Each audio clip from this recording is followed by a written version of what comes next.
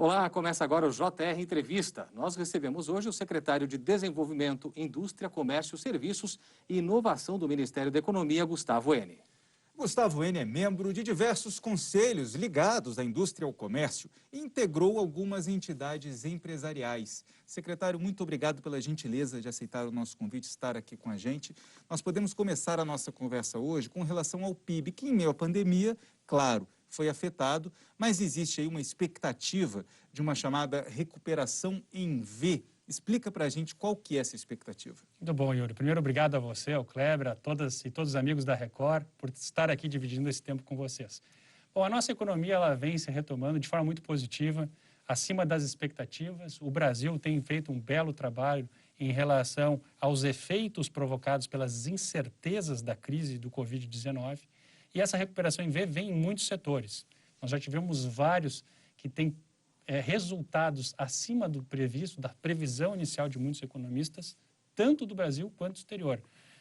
Em determinado momento da crise, alguns órgãos internacionais chegaram a falar que o PIB brasileiro cairia em mais de 9%. O ministro Guedes sempre teve uma visão muito realista, até mesmo, eu afirmaria, de que o PIB ficaria na faixa de um pouco abaixo de menos 5%. E já tem várias instituições apontando que esse número já está em torno de 4,5%. Então, ainda é, obviamente, um baque que todos nós estamos sentindo, mas certamente, digamos, menos pior do que as previsões iniciais. Secretário, todo mundo, de certa forma, foi pego de surpresa e essa retração da economia é algo mundial. Europa enfrenta, Estados Unidos enfrentam e a gente também acaba enfrentando. Dá para a gente imaginar, daqui a pouco a gente vai até falar um pouco mais sobre o resultado do PIB com esses impactos, mas dá para a gente pensar num crescimento sustentável no pós-pandemia. Esse pós-pandemia até é uma coisa que a gente fica o tempo todo. Quando vai ser esse pós, né? Porque a desaceleração é muito mais lenta do que nós gostaríamos. Mas apesar desse crescimento já começar a mostrar resultados, o pós-pandemia, com o que o Ministério da Economia trabalha para esse cenário? Bom, primeiro que a incerteza desta crise nunca teve antes na história da humanidade, não houve precedentes, tanto do ponto de vista de saúde quanto do ponto de vista econômico. O importante, Kleber, Yuri e aqueles que nos assistem, é nós conseguirmos aproveitar esse momento, olhar o lado cheio do copo e não aquele vazio, do que o Brasil precisa fazer, daquilo que já estava sendo programado, e entram as reformas. A reforma tributária já foi encaminhada para o Congresso Nacional, agora recentemente estamos na discussão da reforma administrativa e outras terão que vir, além de destravarmos o setor produtivo. O presidente Jair Bolsonaro sempre trata do termo de tirar o Estado de cima do cangote dos empreendedores, a gente poder permitir que as pessoas sejam livres para empreender e que o Estado não se torne tão oneroso. Então, a gente tem uma oportunidade de remover várias regulamentações, permitindo que a nossa economia fique mais ágil, gere mais empregos, mais renda, por consequência, melhor distribuição. Quer dizer, a gente tem um certo trauma aqui no país do chamado voo de galinha, né? O Brasil começa a subir, vem aquele PIB, a gente pensa agora vai e logo em seguida esse PIB cai. Para a gente ter um crescimento sustentável, o senhor vincula então diretamente a necessidade da aprovação das reformas hoje em discussão no Congresso. Eu diria que é um pouco mais amplo, Yuri. A sua leitura está correta, mas nós temos que resolver o problema de produtividade e competitividade do Brasil. Como a gente faz isso? Competitividade. O Brasil ele precisa se tornar de forma equiparada ao mesmo nível de competição de empresas do exterior. Ou seja, os países concorrentes, através da sua iniciativa privada, nós precisamos ter uma base regulatória, tributária, trabalhista, judiciária, que seja de financiamento também, que é muito importante, muito parecida com os nossos concorrentes. Então, nos tornamos mais competitivos. Na questão da produtividade, para vocês entenderem, as micro e pequenas empresas, quando eu pego a micro, que esse universo são cerca de 90% dos CNPJs do Brasil. Quando eu pego a microempresa, ela tem 10% da produtividade de uma grande no Brasil. A média, nós temos 27%. A pequena 27%. E a média, nós temos 40%. No caso da OCDE, a micro tem 27%, a pequena tem 58% e a média tem 80%. Então, vejam como está, de forma disparelha, o nosso nível de competição do principal universo das micro e pequenas empresas. Como resolvemos isso?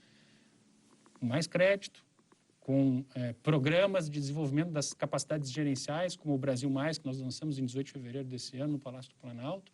Ou seja, nós contribuímos, através de uma parceria com o Senai, a BDI e o Sebrae, para as práticas de gestão das empresas. Como produzir melhor, como fazer seu fluxo de caixa, como gerir seu pessoal, como se digitalizar, e essa necessidade da crise nos obrigou a isso agora, como tornar o seu comércio eletrônico mais eficiente. Enfim, são esses mecanismos que vão nos tornar mais competitivos e produtivos e evitar que o voo de galinha se aproxime de novo, ou seja, nos tornar um voo de águia, que o Brasil possa se tornar sempre um país no mais alto nível de competitividade. Agora, esse voo de águia, secretária, parece às vezes um pouco distante da realidade de algumas empresas quando planejam 2022. Por exemplo, as aéreas estão em desespero. Se a gente pegar alguns setores como as montadoras, também os projetos que teriam lançamento logo no início de 2022 completamente parados. E hoje a gente teve o anúncio de uma grande eletrônica que paralisou os trabalhos aqui no Brasil. Quer dizer, qual a perspectiva para 2022 para que essas empresas voltem a ter fôlego para investimento e também tentar atrair um pouco de investimento de fora para o país? As expectativas de 2022 são muito boas. Não é? A gente já pode estar falando de alguma coisa acima de 4% do PIB, uma vez que a projeção do ano que vem já tem muitos economistas falando em torno de 13,5%. Porém, a gente não pode medir o curto prazo, que seria a questão dos próximos 2 anos, quando a gente avalia a questão da competitividade e da produtividade. Ele é um processo de melhoria contínua. Tanto que nós desenvolvemos na CPEC, que é a Secretaria Especial da Produtividade, Emprego e Competitividade, liderada pelo secretário especial Carlos da Costa, o Programa da Melhoria Contínua da Competitividade. Inclusive, é uma ação que deverá ser institucionalizada a nível de governo para recebermos os pleitos da iniciativa privada e podermos tratar nas melhorias para que esse processo seja perene. Essas empresas, você trouxe a questão de uma empresa eletroeletrônica, já tem uma realidade, já vinha de uma realidade muito desafiadora. Tem outras duas que correspondem a 94% do mercado. Então, a crise somente atrapalhou essa disputa de share, de fatia do mercado e, obviamente, levou a uma decisão mais dura. O setor automotivo, que vinha numa realidade muito difícil, foi um dos mais impactados durante a crise, desenhou cenários para os próximos anos. Que seria o pior deles, seria 2025 apenas a recuperação. Mas a gente já está vendo esse cenário mudando pela boa resposta que o mercado brasileiro tem dado. Inclusive, caminhões já têm alguns relatos de que estão sendo encontradas dificuldades para poder buscar, dado a boa atividade econômica que nós tivemos nesse segundo semestre. Secretário, a gente vai falar mais de inovação e produtividade ainda no segundo bloco, mas eu queria continuar ainda no assunto pandemia, que infelizmente estamos no meio dela. Como bem lembrou o Clébio, ainda estamos num processo de não saber quando acaba, numa esperança de uma vacina, de um tratamento eficiente. E como que o senhor vê essa recuperação que já temos da economia depois do início da pandemia, que trouxe aquele pessimismo geral, e na comparação também com outros países desenvolvidos, por exemplo, a Europa se recuperando mais rapidamente do que os Estados Unidos, e como o senhor vê a situação do Brasil em meio a esse processo de recuperação? O senhor acredita que fizemos corretamente um isolamento, um distanciamento social, faltou fazer direito, ou foi feito por um longo tempo? Qual o diagnóstico que o senhor tem dessa situação? E até aproveitando, secretário, o isolamento social, que no Brasil teve os seus trancos e barrancos, atrapalhou de fato a economia? Qual é o diagnóstico que se tem na equipe econômica sobre isso? Não, isso é indiscutível, Kleber e Yuri, que o isolamento social ele interfere na economia, porque ele reduz a atividade econômica. Vejam, no início da crise, quando nós começamos a medi-la, 23 de fevereiro, ainda os efeitos que eram causados na China, era um impacto muito voltado para a indústria. Era a questão da cadeia de supply chain, de componentes, de peças de fornecimento para os nossos produtos aqui no Brasil. O mercado se ajustou, substituiu alguns transportes marítimos por aéreos, obviamente que isso impactou nos custos, mas não levou a grandes interferências na oferta de produtos. Agora, num segundo momento, quando nós tivemos o cancelamento de grandes eventos e principalmente microeventos, foi um problema muito grave, porque isso cessou a atividade econômica de toda a área de serviços e, por consequência, da indústria que fornece para a área de serviços. Vamos pegar eventos, a questão de cenografias, áudio e vídeo, na parte de serviço, recepcionistas, mestres de cerimônias. O que vive do mercado ao entorno disso, a questão dos aplicativos que deslocam as pessoas até esses eventos, e não só grandes eventos. Pensem nos microeventos, os pequenos, reuniões, que nós nos deslocássemos aqui de Brasília, onde estamos, a São Paulo, quanto que isso movimenta a cadeia, passagens aéreas, como bem citaram, da situação difícil das companhias. Então, essas são muitas variáveis, é uma análise muito longa. e, obviamente, que isso interferiu na atividade econômica. Mas, muitas vezes, foi delegado pelo próprio STF a competência local do município e estado de determinar, dado a oferta que havia da infraestrutura do atendimento da saúde e também ao nível de avanço da doença. Então, coube aos estados e municípios tomar essa decisão. Eu acho que daqui a alguns anos, quando nós diminuirmos a incerteza da doença e compreendermos melhor, é que saberemos se as decisões foram corretas ou não. Entendo. E você pode assistir ao JR Entrevista na Record News às 10h30 da noite, no portal R7, no Play Plus, no Jornal da Record, no JR 24 horas, à 00h30 e também nas nossas redes sociais.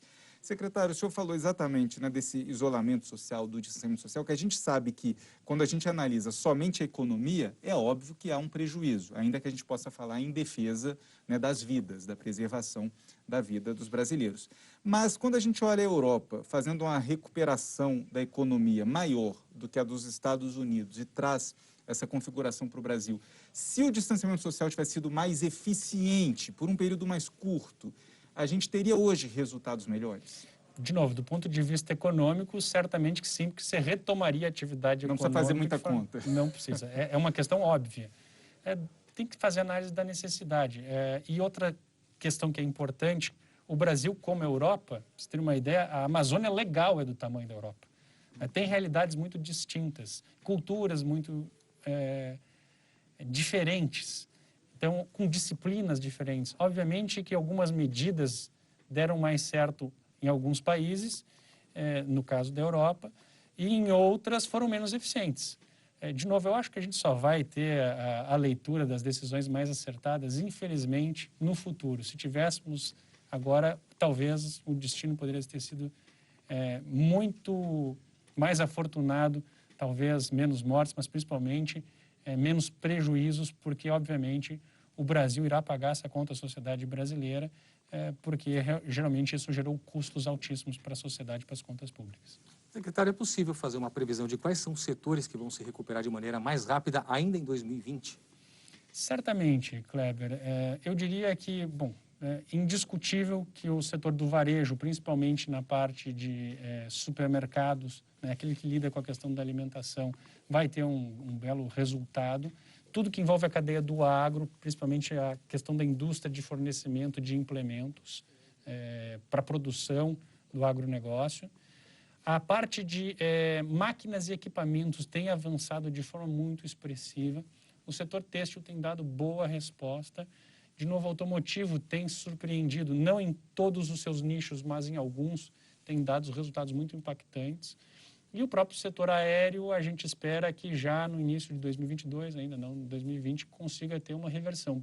Porque o turismo, na parte de lazer, já tem mostrado sinais um pouco mais favoráveis. O grande desafio é o turismo de negócios, é aqueles voltados para as reuniões que acabaram substituídas nessa crise por um modelo digital, de encontros virtuais. Cultura e eventos, né, são realmente, sem dúvida, dois setores bastante afetados pela pandemia e vão continuar afetados por um tempo, né, até se reerguer. Como o senhor vê as medidas que devem ser tomadas para incentivar, para tentar retomar esses setores o mais rápido possível? Esses, sem dúvida nenhuma, são setores que foram muito afetados e terão ainda uma velocidade de tração mais longa, devido talvez até repensar o próprio modelo de negócio.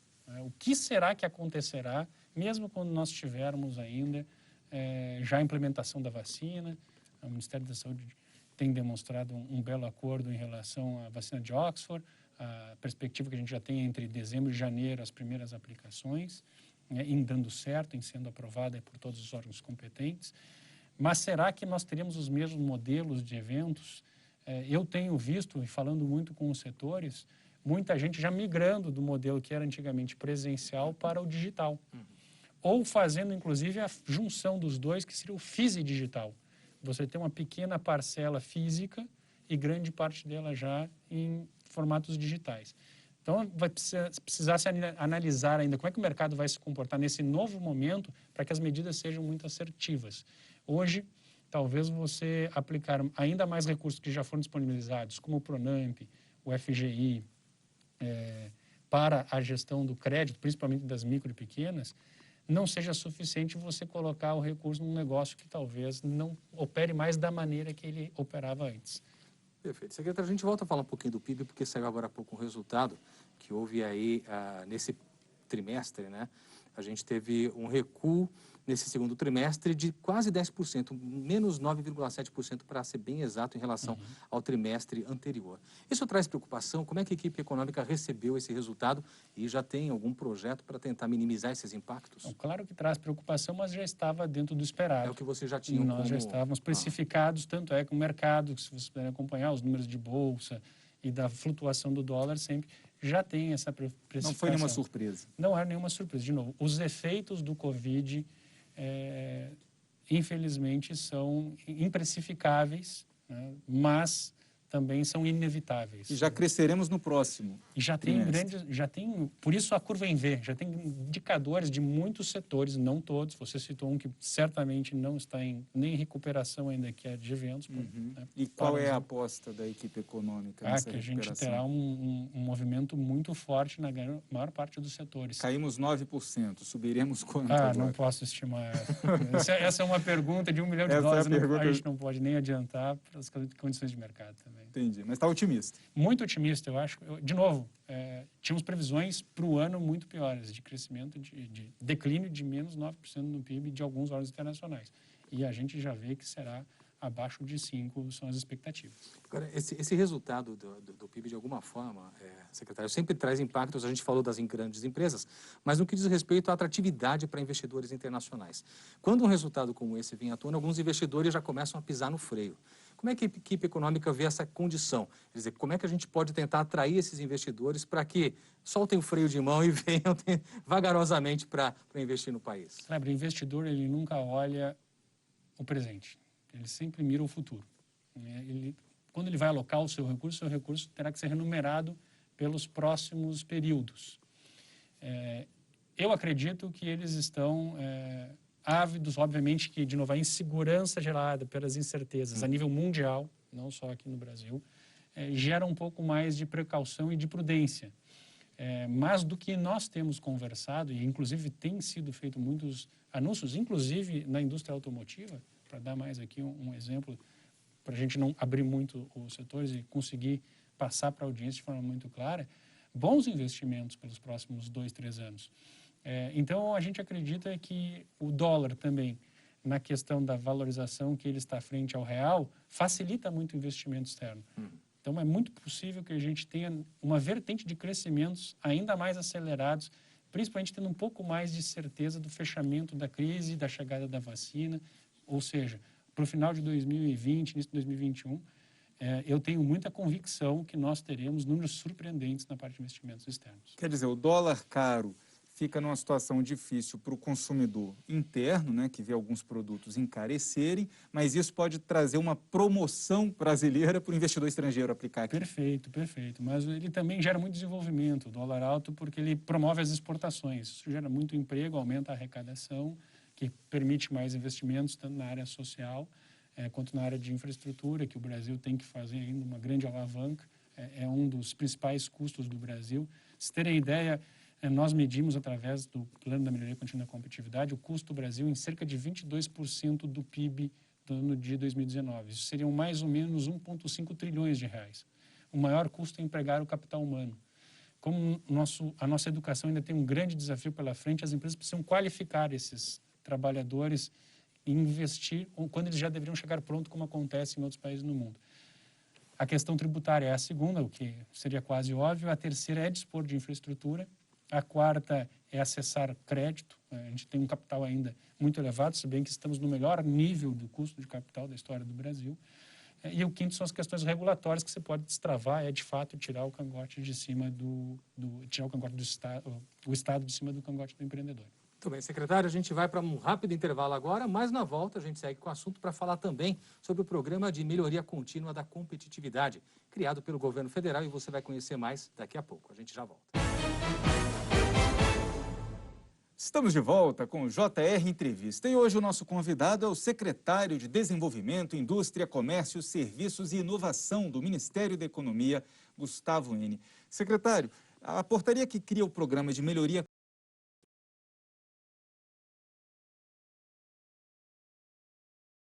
comitê? Qual é o objetivo da iniciativa? Veja bem, Yuri, eu trazia que nós temos a medição do custo do Brasil em cerca de 22% do PIB de 2019, 1,5 trilhões de reais. São 12 dimensões que nós medimos. Eu citei no bloco anterior as 5 principais. Estas 5 correspondem a 70% deste custo do Brasil. A ideia deste nosso comitê é que a gente possa levar os pleitos que a sociedade civil organizada nos apresenta, de o que poderia melhorar do ponto de vista da questão regulatória, trabalhista, de crédito, de infraestrutura, de capacitação, enfim, de todos esses elementos que são ali apresentados no PMCC, para que possam ser solucionados a nível de governo. E quando a gente traz para dentro do governo, o governo é uma entidade muito grande, com diversas áreas, com muita gente capacitada, muita gente dedicada, e que você precisa destrinchar entre os órgãos competentes. Então, a ideia desse comitê é você trazer outros ministérios no qual eles possam participar destas soluções. Então, a gente faz a medição das demandas, temos esse canal que passa a ser um canal oficial com Business Intelligence, você consegue medir quantos por cento daqueles índices são relativos ao capital humano, quantos são a questão tributária. Você consegue dar o encaminhamento e, principalmente, fazer a medição do quanto avançou e, o mais importante, dar o feedback para a sociedade. E, principalmente, daqui a alguns anos. Porque você não tem apenas uma audiência, você tem um registro na agenda e o conteúdo pode ir se perdendo depois do passar dos anos, ou você tem que consultar um servidor que tratou daquele tema nos anos anteriores. Você fica, digamos, com o CRM, com a relação do cliente, que é o cidadão, que são aquelas empresas ou aquelas entidades setoriais que trouxeram essas demandas para serem resolvidas pelo Estado brasileiro. Agora, para a gente entender um pouquinho melhor, secretário, em linhas gerais, como vai funcionar esse programa? Bom, o PMCC ele nasceu no fim do ano passado, 27 de novembro de 2019. Ele, naquele momento, era uma ferramenta voltada para as áreas transversais da economia, do ponto de vista macro, no qual as medidas eram oferecidas, eram muito reduzidas, era um grupo menor, já que você tinha que trazer a transversalidade para a economia, não era para atender aquela demanda de uma entidade setorial, por exemplo, na questão da entidade aérea, ou seja, ela tinha que trazer um impacto que fosse para a economia como um todo. Mas com a chegada da crise, imaginem vocês que nós chegamos de março a agosto a receber 3.000 pleitos para o ataque, o enfrentamento ao Covid-19, aos efeitos econômicos do Covid-19. Eu fiz as contas, eu levaria 2.881 dias para fazer cerca de 14 audiências e escutar todas essas demandas. Nós desenvolvemos esse BI, ele era a questão de todos os ofícios que eram encaminhados, todas as cartas que davam a questão de se tornar oficial o pedido para esse mecanismo, e a partir dali nós conseguimos fazer uma leitura e nós dividimos entre aqueles pleitos que não tinham sentido, por exemplo, zerar todos os impostos, por mais que fosse desejável, por muitos seria impraticável, não tem como ser realizado, já era arquivado. Depois você tinha aqueles que eram pré-analisados por nossa equipe, havendo mérito, ele passava por uma análise para uma melhor compreensão e depois o encaminhamento, que era direcionado para os órgãos competentes. Então, questões tributárias, Receita Federal do Brasil. Questões trabalhistas para a Secretaria Especial do Trabalho, que fez, aliás, 2 secretarias que fizeram um belo trabalho na crise do Covid.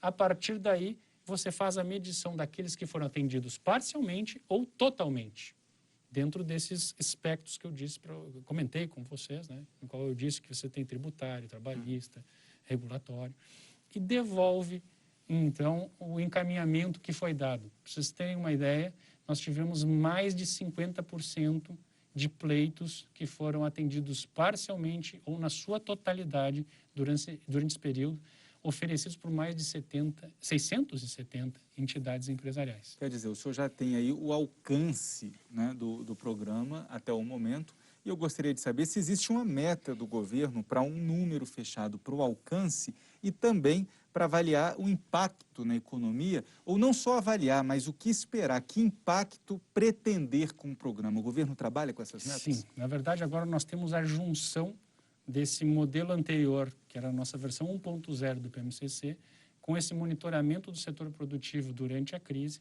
E agora nós estamos criando a versão 2.0 do PMCC, no qual ela não só vai continuar como esse canal de comunicação entre governo e a sociedade civil organizada, institucionalizada, com retorno, com medição de resultados, como também nós vamos precificar o quanto que as medidas que foram atendidas impactam na redução do custo do Brasil. Esse, para mim, será o maior legado que nós teremos desse programa. Muito bem, a gente aproveita para lembrar que você pode assistir ao JR Entrevista na Record News às 10h30 da noite. Também pelo portal R7, no Play Plus, no Jornal da Record e ainda no JR 24 horas, meia-noite e meia. É claro, também por meio das nossas redes sociais. Secretário, a gente falou um pouquinho sobre o papel importante das entidades que representam o setor. Diante desse projeto, deu para ver que ele é fundamental. Eu queria a sua avaliação sobre isso e daqui para frente o quanto isso vai impactar na nossa retomada de crescimento. Veja bem, Kleber, tem um economista liberal, Friedrich Hayek, ele escreveu uma obra chamada Arrogância Fatal. O grande ideário dessa obra é que não está a inteligência em alguns milhares de servidores aqui em Brasília, maior do que no mercado, que é representado por 211 milhões aqui no Brasil. Ou seja, a realidade, que é o papel da nossa secretaria, que é escutar, interpretar e agir, dar respostas à sociedade, se faz através das associações que são parte organizada da sociedade.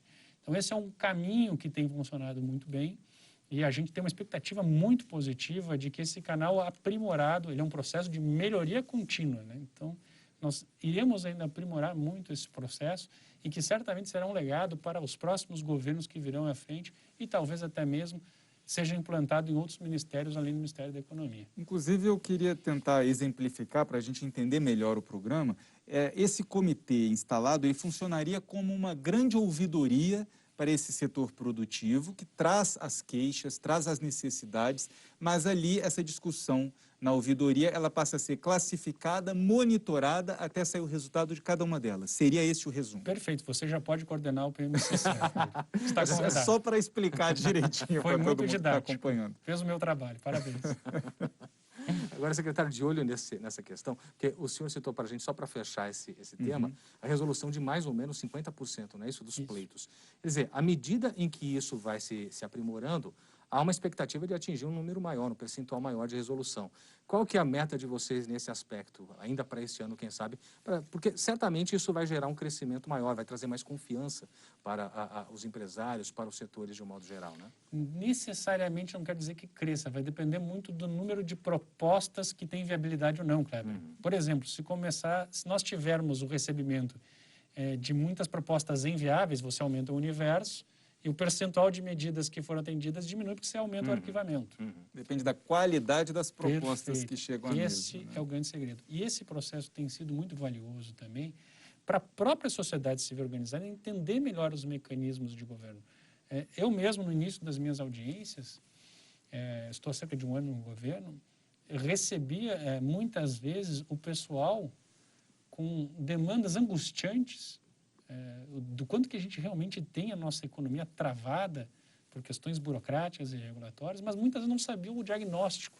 Mas por que isso acontece? Aonde que está essa regulação? Quem é o órgão competente? Então, isso trazia muita ineficiência para a própria condução dentro da nossa secretaria, porque nós tínhamos que vasculhar todos os elementos, quais os mecanismos, se era uma instrução normativa, se era um decreto, se era uma portaria, se havia necessidade de um MP ou de um projeto de lei, enfim.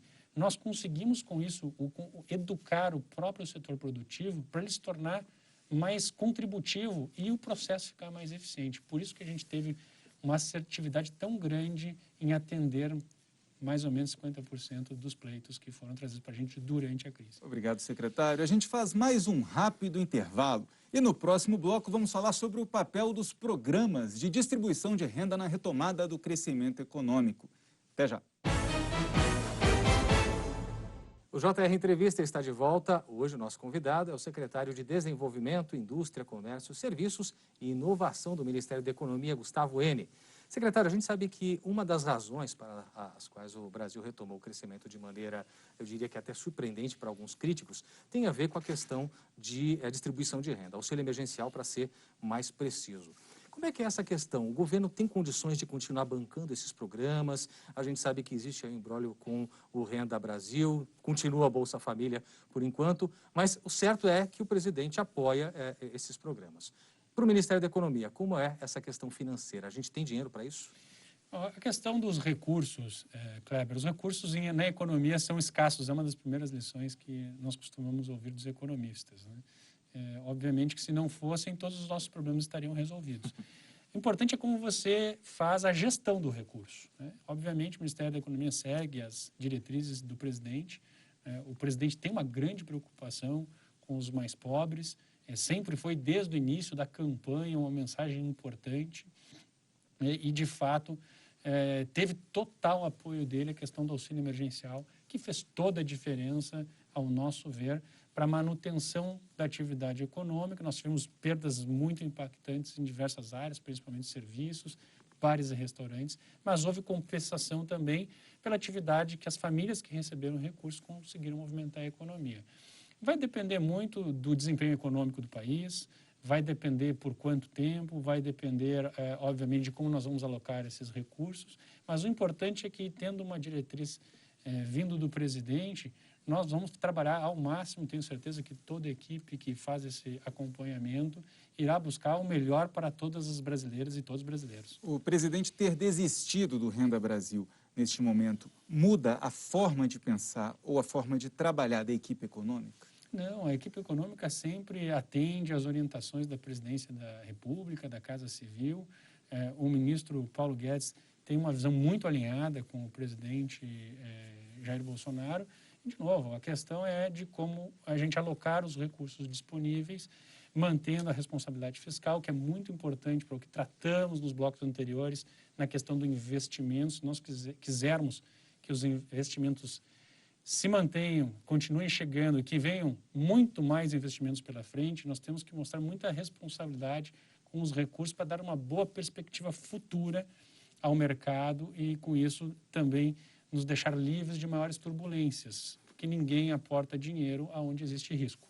Agora, secretário, a gente percebe que sempre quando vai surgir alguma proposta discutida previamente no Ministério da Economia, escapa por um lado que não deveria, faz um barulho também que não é muito o barulho que se aguardava e irrita de alguma forma o presidente, como aconteceu hoje em relação a não se permitir mais tocar no nome Renda Brasil até 2022. Onde o senhor acha que estão esses erros? Quer dizer, de que forma tentar controlar para que essas propostas não escapem, não causem fagulhas antes da hora? O ministro Paulo Guedes sempre diz que nós vivemos numa democracia vibrante, né, e barulhenta.